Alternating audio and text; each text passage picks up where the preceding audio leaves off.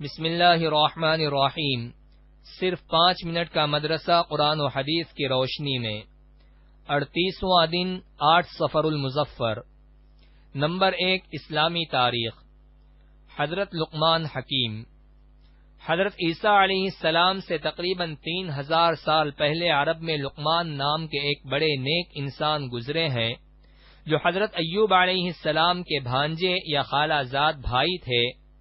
آپ افریقی نسل تھے اور سوڈان کے نوبی خاندان سے تعلق رکھتے تھے اور عرب میں ایک غلام کی حیثیت سے آئے تھے، مگر آپ نہایت نیک، عابد و زاہد، عقلمند اور صاحب حکمت انسان تھے۔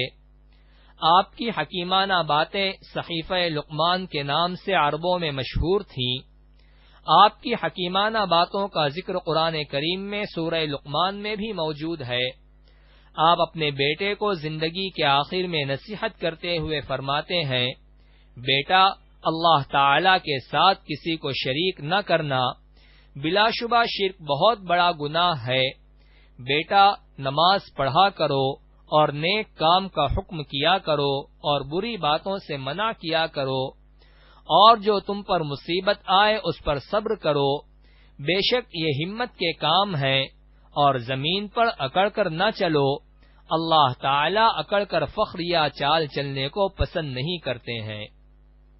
نمبر 2 حضور صلی اللہ علیہ وسلم کا معجزہ۔ عرب کے راستوں کے متعلق پیشین گوئی۔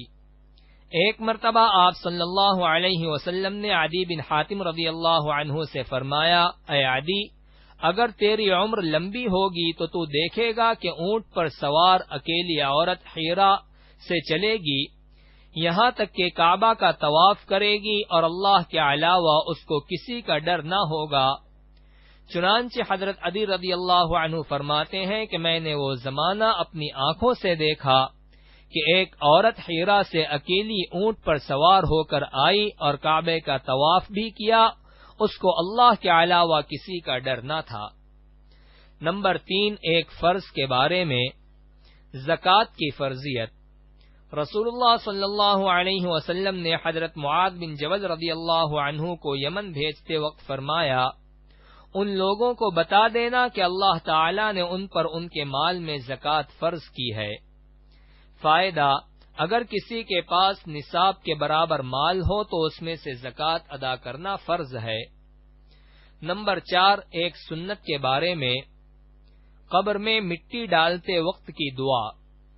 جب رسول اللہ صلی اللہ علیہ وسلم نے حضرت ام کلثوم رضی اللہ عنہا کو قبر میں رکھا تو پڑھا، منہا خلقناکم وفیہا نعیدکم ومنہا نخرجکم تارۃ اخری۔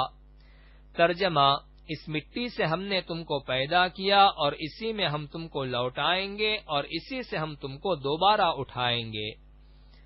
نمبر 5 ایک اہم عمل کی فضیلت۔ یتیم پر رحم کرنا۔ رسول اللہ صلی اللہ علیہ وسلم نے فرمایا، قسم ہے اس ذات کی جس نے مجھ کو سچا دین دے کر بھیجا ہے، اللہ تعالی قیامت کے دن اس شخص کو عذاب نہ دے گا جس نے یتیم پر رحم کیا اور اس سے نرمی کے ساتھ بات کی اور اس کی یتیمی اور بیچارگی پر ترس کھایا۔ نمبر 6 ایک گناہ کے بارے میں۔ کنجوسی کرنا۔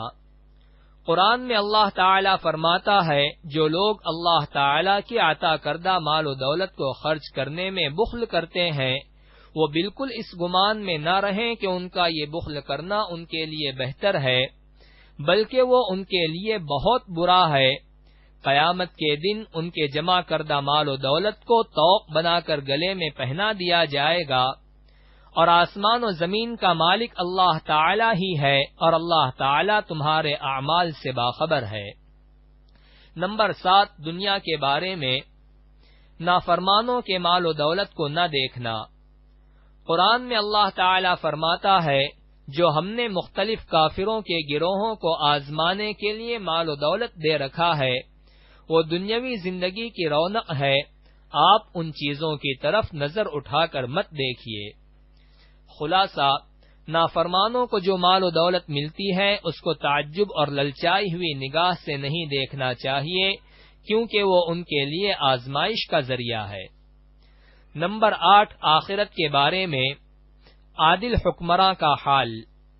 رسول اللہ صلی اللہ علیہ وسلم نے فرمایا، قیامت کے دن انصاف سے فیصلہ کرنے والے کو پیش کیا جائے گا اور اس سے شدت سے حساب ہوگا کہ وہ تمنا کرے گا کہ کبھی بھی دو آدمیوں کے درمیان ایک کھجور کا بھی فیصلہ نہ کیا ہوتا۔ فائدہ: طرفداری اور ناانصافی کر کے فیصلے کرنے والوں کو سوچنا چاہیے کہ قیامت کے دن ان کے ساتھ کیسا سخت معاملہ کیا جائے گا۔ نمبر 9، طب نبوی سے علاج۔ انار سے معدے کی صفائی۔ رسول اللہ صلی اللہ علیہ وسلم نے فرمایا، انار کو اس کے اندرونی چھلکے سمیت کھاؤ کیونکہ یہ معدے کو صاف کرتا ہے۔ فائدہ: علامہ ابن قیم رحمۃ اللہ علیہ فرماتے ہیں، انار جہاں معدے کو صاف کرتا ہے وہیں پرانی کھانسی کے لیے بھی بڑا کارآمد پھل ہے۔ نمبر 10، نبی صلی اللہ علیہ وسلم کی نصیحت۔ رسول اللہ صلی اللہ علیہ وسلم نے فرمایا، جب تم کسی گھر میں داخل ہو تو گھر والوں کو سلام کرو، اور جب تم گھر سے نکلو تب بھی سلام کر کے گھر سے نکلو۔